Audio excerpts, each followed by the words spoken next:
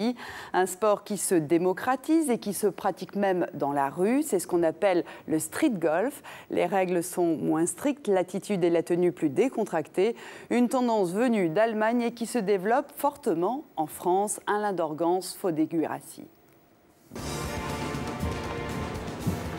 Arnaud Ponce, 33 ans, directeur adjoint dans une grande agence de publicité, pratique une activité décalée, le street golf, golf de la rue qu'il a découvert en 2007.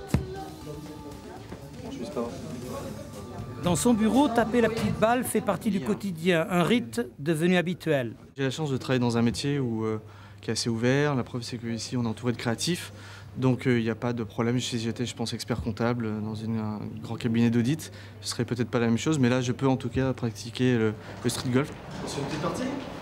C'est parti. Arnaud a transmis sa passion du golf de salon à ses collaborateurs. On cherche les coins et recoins pour jouer dans l'agence. Entre deux putts, réunion de travail. Ouais, je te connais tellement mal. Laure, tu vas nous gaver. Arnaud rêve de créativité. Même le Sacré-Cœur est pris pour cible. Mais non, à droite, à droite. Le golf de rue, une histoire de copains qui ont leur propre club, Los Golfos, créé il y a 3 ans. Ces 4 garçons, un tantinet provocateur, ont investi Montmartre. La rue, c'est leur terrain de jeu. La pratique reste marginale, ni interdite ni autorisée, plus ou moins tolérée, elle est accessible à toutes les bourses. C'est un sport qui coûte rien. C'est d'ailleurs pour ça qu'est né le street golf. On ne paye pas de green fee. Les clubs, c'est des clubs d'occasion qu'on achète quelques euros dans des magasins, donc ça pose aucun problème.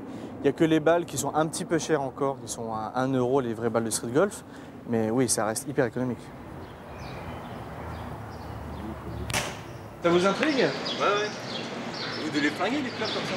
Ah oui, ils sont morts. Les touristes sont tellement captivés qu'ils n'hésitent pas à se prêter à ce jeu ludique. C'est rigolo, c'est comique. Moi je dirais que c'est comique. Après un bon swing, les balles semi-rigides en mousse expansée peuvent atteindre 200 km/h. Je pense pas que ce soit très dangereux. Après, moi je suis un peu tête en l'air, donc j'aurais tendance à pas regarder autour de moi et à me prendre la balle. Donc je suis pas sûre d'apprécier. Le monde est à eux, le bureau, la rue, les endroits touristiques. La passion qui anime Los Golfos est empreinte d'une frime à peine dissimulée. Alors, golfeur des villes ou golfeur des champs? En tout cas, il est bien loin le golf à la papa.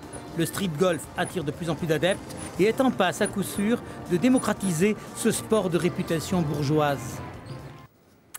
Tapis rouge.